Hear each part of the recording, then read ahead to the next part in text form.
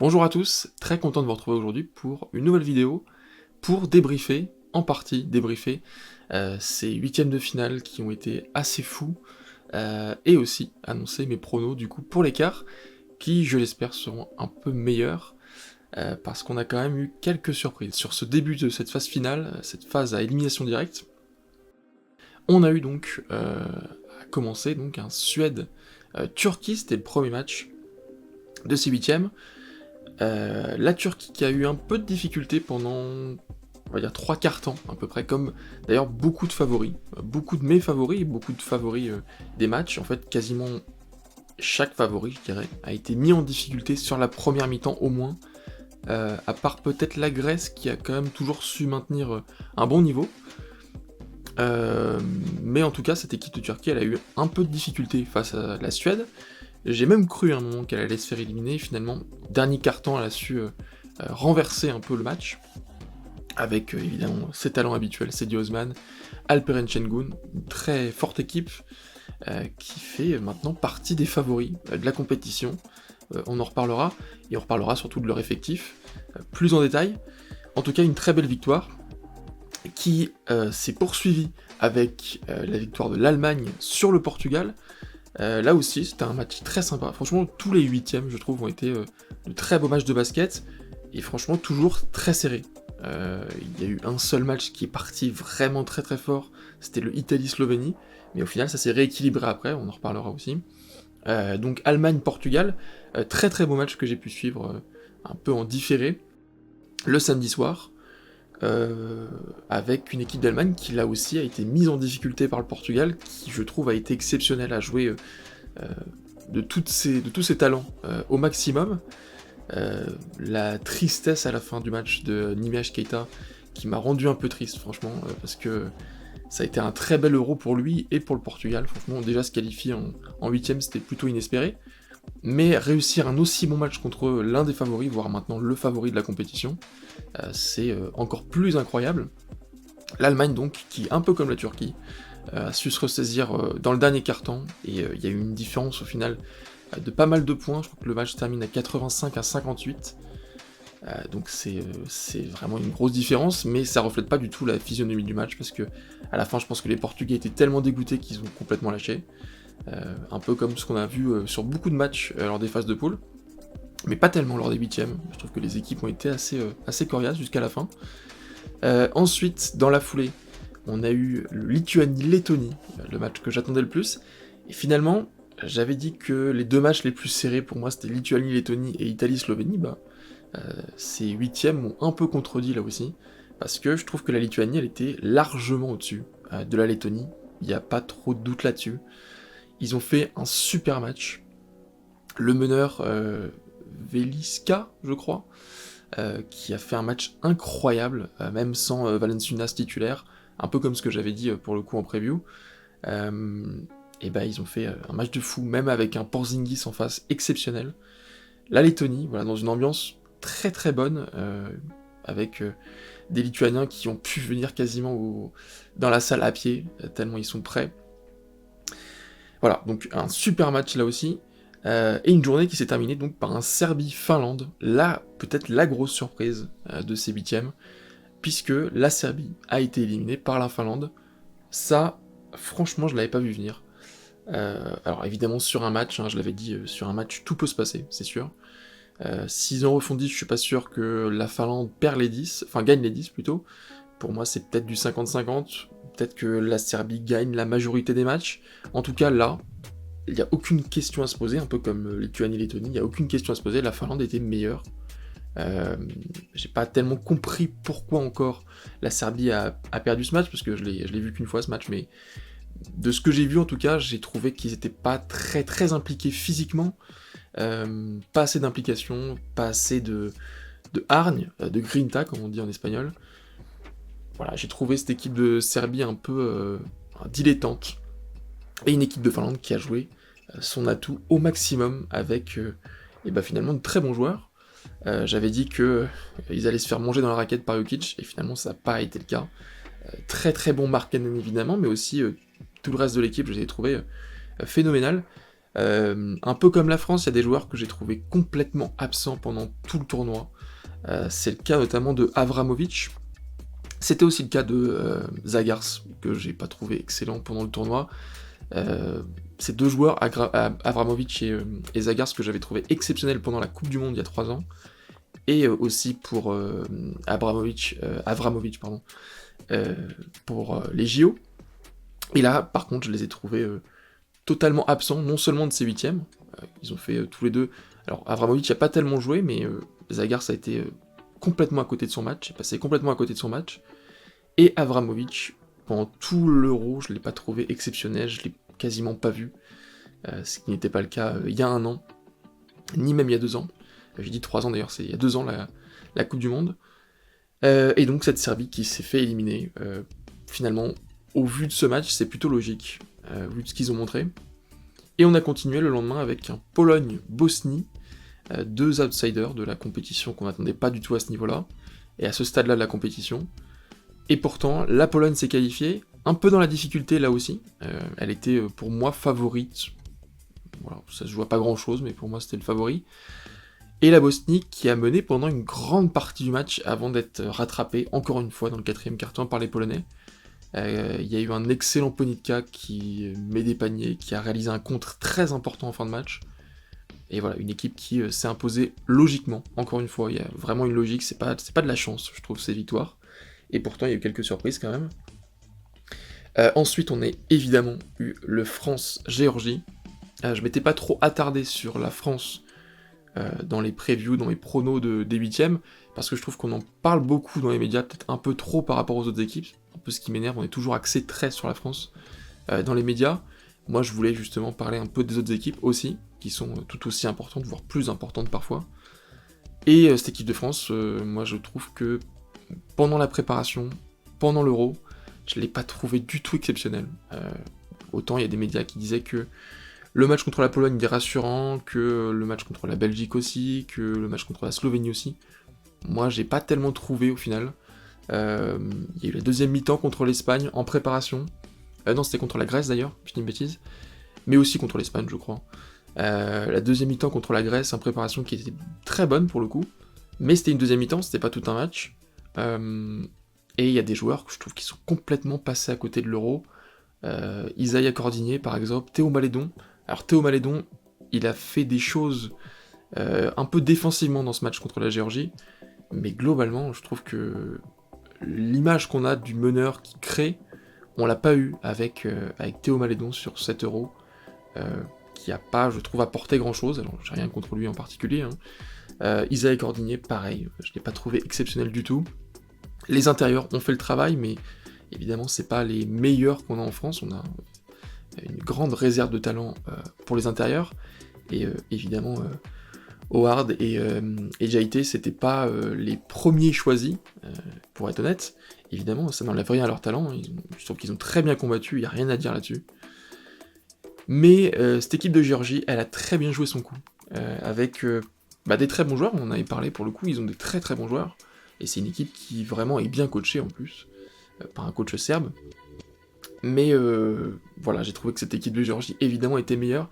Ils ont fait quelque chose de très important, c'est qu'ils ont complètement verrouillé la raquette. Les Français, pour le coup, ils n'arrivaient pas à pénétrer. C'était assez incroyable de voir ça, surtout à la toute fin du match. Ils essayaient de pénétrer, et à chaque fois, ça devait ressortir, parce qu'en fait, ils pouvaient pas accéder au panier. Et ça, il y avait toujours au moins 2-3 joueurs qui campaient vraiment dans cette raquette, des joueurs géorgiens, donc. Voilà, ils ont réussi un match exceptionnel, un deuxième match exceptionnel, parce que le premier c'était face à l'Espagne, ils ont eu une autre victoire face à Chypre, mais qui est d'une importance moindre, on va dire, et là ils sont en quart de finale contre la Finlande aussi. Une de ces deux équipes ira en demi-finale, ça il y a peu de personnes qui l'auraient parié. Et voilà, c'était un super match, même si on est évidemment déçu en tant que Français.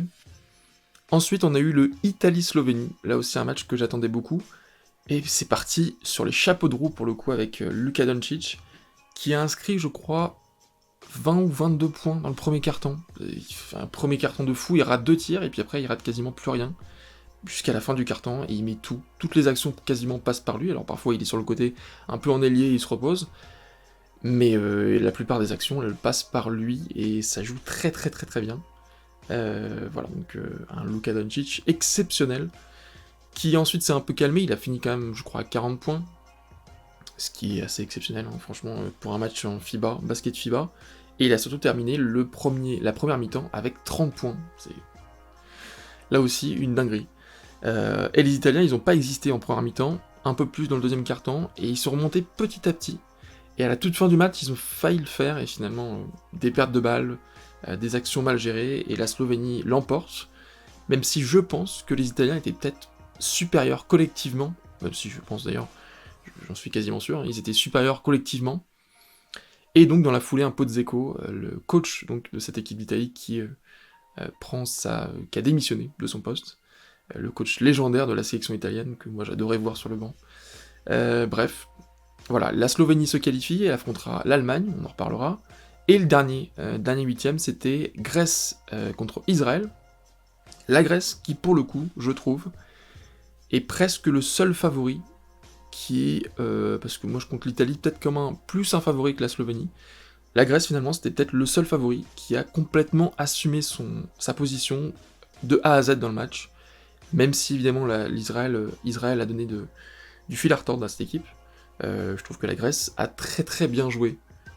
Voilà. J'ai pas eu grand chose à dire sur leur jeu, ils ont été vraiment en maîtrise du début à la fin, je crois qu'ils ont mené pendant quasiment tout le match, et ils ont fait de très beaux huitièmes, et ça donne envie de vraiment les voir par la suite, parce que pour moi ils font partie maintenant aussi des favoris, des 3-4 favoris pour la victoire finale. Et donc après avoir parlé de ces matchs, on va s'intéresser évidemment au quart de finale. 4 matchs, 4 belles affiches, même si il y a certains outsiders, et notamment Turquie-Pologne, qui va être la première rencontre, qui va être jouée à 16h, donc c'est mardi soir, donc demain soir, à l'heure où j'enregistre la vidéo, demain soir à 16h, demain après-midi plutôt, Pologne-Turquie, ou Turquie-Pologne plutôt, toujours en Lettonie. Cette équipe de Turquie qui, je trouve, est très très bien composée, très très bien équilibrée. Ils ont un super meneur, Shane Larkin, qui avait pas trop mis dedans au début du 8ème, mais ils ont toujours Cedi Osman, qui est incroyable, je trouve, qui ne joue plus en NBA maintenant, mais qui a vraiment le talent pour y jouer encore, et il était excellent d'ailleurs en NBA, même en NBA, il a réussi à percer un peu, je trouve. Et Alperen Sengun, évidemment, le super joueur, la star des Houston Rockets, qui sera peut-être plus la star cette saison des Houston Rockets d'ailleurs, mais en tout cas une des stars de cette équipe, et surtout la star, je pense, de la Turquie, de l'équipe de Turquie avec Cedi Osman. Et ils ont aussi Kenan Sipahi, qui joue très bien, Osmani dans la raquette, de très bons joueurs, et également d'anciens joueurs de NBA, Yurtseven, et évidemment Furkan Korkmaz, deux anciens joueurs de NBA, Adem Bona aussi, qui a un très bon apport quand il sort du banc. Vraiment une belle équipe, je trouve, pour aller jusqu'au bout. J'avais dit dans mes pronostics la dernière fois que je les voyais bien aller en finale, ou au moins en demi-finale. Là, ils vont faire face donc à une équipe de Pologne qui est quand même assez relevée, qui a des bons joueurs dans chaque poste. Balcerowski en pivot, qui peut également tirer, qui peut également se décaler pour tir à 3 points, c'est un pivot moderne. Mateusz Poninka qui a fait une super fin de match, un super match même, contre la Bosnie, un des meilleurs polonais. Jordan Lloyd, évidemment, un de leurs meilleurs joueurs. Et Andrzej Pluta, qui est apparemment le fils d'un ancien joueur aussi polonais, c'est ce que disait Jacques Monclar la dernière fois, je crois pendant France-Pologne, et qui est un super joueur, que j'ai beaucoup aimé voir pendant la phase de poule, très bon shooter à 3 points, c'est pas tellement un meneur slasher pour le coup, c'est un meneur tireur, voilà, qui peut aussi passer le ballon. Mais souvent le ballon il est dans les mains de Jordan Lloyd, mais qui est pas vraiment meneur. Voilà, une très très belle équipe de Pologne, et donc un beau quart de finale, Pologne-Turquie, avec deux groupes de supporters qui sont assez intenses pour le coup, qu'on entend beaucoup. Même si la Turquie est assez loin de Riga, les Polonais je pense qu'ils vont faire le trajet, mais je vois quand même la Turquie s'imposer. Alors je dirais pas de manière certaine parce que je me suis beaucoup trompé pendant les huitièmes, mais en tout cas je les vois favoris de ce match. J'ai pas l'impression qu'il y aura une énorme surprise. Pour moi les Turcs ont vraiment une belle équipe et ont de quoi faire quelque chose dans cet Euro. Et j'espère qu'ils vont le faire. Après évidemment sur un match. On ne sait jamais, je vais être très prudent maintenant. Ensuite on a le Grèce-Israël, donc qui sera également mardi, mais mardi soir à 20h. Non pardon, Grèce-Lituanie, autant pour moi. L'Israël c'était les huitièmes. Et donc Grèce-Lituanie, là aussi une très belle affiche de beau pays de basket, encore une fois. Et donc cette équipe de Lituanie qui a perdu Jokubaitis, j'en parlais dans les previews des huitièmes, mais qui a récupéré un très bon Arnas Velička, qui a été exceptionnel. Moi je l'avais déjà trouvé bon lors de la phase de poule, il y avait un match, je sais plus lequel, peut-être contre l'Allemagne, ça devait être l'Allemagne ou la Finlande en tout cas. Un gros match pour la Lituanie dans lequel il avait été très bon, et là encore une fois il a répondu présent face à la Lettonie. Globalement je trouve qu'ils sont très très bien joués, sans Valanciunas en titulaire en plus, qui a du mal évidemment à défendre sur un Porzingis qui est beaucoup plus rapide que lui. Mais en entrée de jeu, il joue pas énormément en fait Valanciunas, même si c'est vraiment la star de cette équipe maintenant. Et ils ont des très très bons joueurs. Vraiment c'est des guerriers, c'est lituaniens. Entraînés par un coach, alors c'est Rémi Réverchon qui disait ça à Beansport sur les antennes de Beansport, qui est l'un des derniers à avoir remporté la médaille d'or au JO sans être américain, donc c'était en 88, au JO de 88, et c'est cette équipe donc qui disait qui avait donné envie, qui avait créé la Dream Team en 92, une anecdote assez sympa, et donc maintenant c'est le coach de cette Lituanie. Pourquoi pas cette Lituanie aller loin dans cet Euro. En tout cas, elle va affronter une équipe de Grèce que moi je trouve très très bonne. Alors j'ai pas vu par contre leur match contre la Bosnie, dans lequel ils se sont fait rattraper par les Bosniens. Ils ont perdu ce match, mais depuis ils ont gagné tous leurs matchs. J'ai vu en fait seulement la défaite contre la France, dans laquelle en deuxième mi-temps je les avais trouvés beaucoup moins bons, dominés par la France. Mais globalement, cette équipe, vraiment, c'est une équipe très talentueuse. Alors, on a évidemment les trois Antetokounmpo, Giannis, Kostas, et également Thanasis. Comment je peux oublier Thanasis? Mais on a découvert d'autres joueurs aussi, je connaissais pas Tyler Dorsey, qui est très très bon, le naturalisé. Il y a également Kostas Loukas, l'expérimenté meneur. Il y a Papa Nicolaou, et il y a aussi un joueur que j'ai découvert sur ce huitième, c'est Samodurov. Je crois que c'est Alexandros Samodurov, que j'ai trouvé très très bon pour le coup, qui a fait plein de choses, un très très jeune joueur, et cette équipe qui est une équipe de transition rapide, d'un jeu bien construit. Pour le coup il y a de la création, c'est ce que je reproche à beaucoup d'équipes comme la Serbie, et surtout la France, le manque de création, et là je trouve que ça marche très très bien. C'est une très belle équipe, cette équipe de Grèce, et c'est une équipe qui pour moi va même battre la Lituanie. J'en suis un peu moins sûr que le Turquie-Pologne, parce que franchement la Lituanie c'est une belle équipe aussi. Mais la Grèce, je sais pas pourquoi, Giannis je le vois bien aller, si c'est pas au bout, au moins, pourquoi pas aller chercher une troisième place. Maintenant c'est un peu plus libéré de l'autre côté, il y a surtout l'Allemagne, et derrière, ça sera pas énorme je pense pour le match pour la troisième place, donc la Turquie ou la Grèce peuvent vraiment aller chercher quelque chose. De l'autre côté, on aura donc deux matchs également. À 16h, le Finlande-Géorgie. Deux outsiders, vraiment les deux surprises de ces huitièmes. Et à 20h, le Allemagne-Slovénie, qui est sûrement la plus grosse affiche des huitièmes, d'écart, pardon. Avec l'Allemagne, une des grosses équipes, contre l'un des meilleurs joueurs, si c'est pas franchement le meilleur joueur de la compétition, en tout cas sur les huitièmes, c'est peut-être le meilleur joueur. Parce qu'il a tout fait, c'est incroyable, il a eu de l'adresse, il a eu de la qualité de passe, du rebond, interception aussi je crois, bref.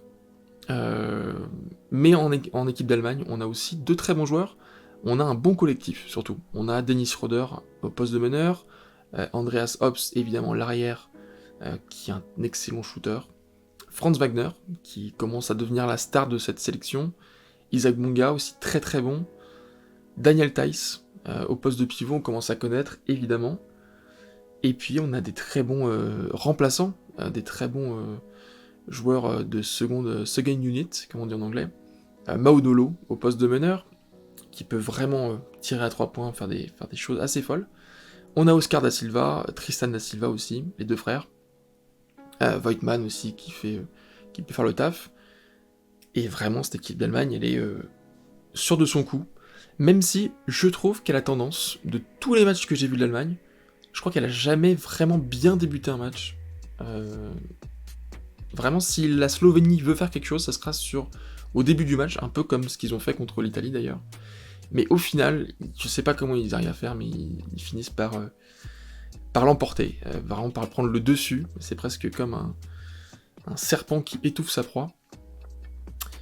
Et la Slovénie, face à eux, c'est une équipe composée de moins de talents, mais des soldats autour d'un guerrier surtout, qui est Luka Doncic, qui est pas le joueur le plus rapide, qui est pas le joueur le plus élégant, on va dire, même s'il y a aussi de la beauté dans ce qu'il fait, mais qui est l'un des joueurs les plus talentueux au monde, l'un de ceux qui a le plus de réussite en plus.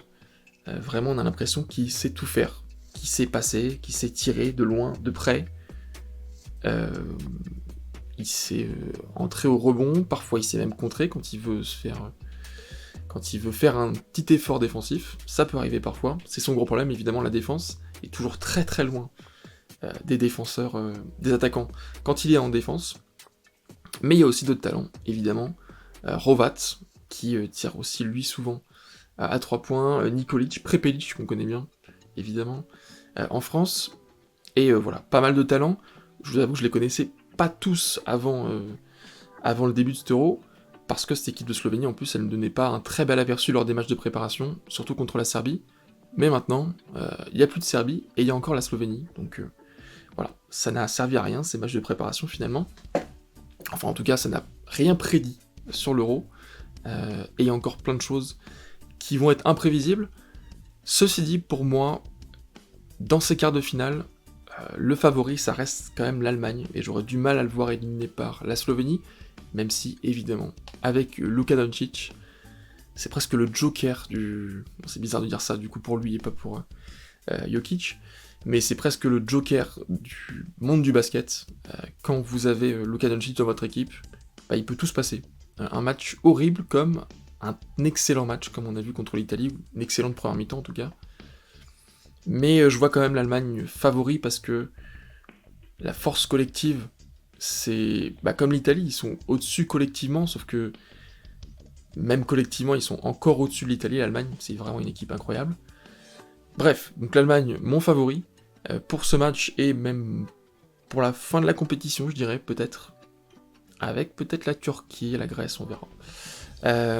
Et ensuite, on a un Serbie... pas du tout. Un Géorgie-Finlande, du coup.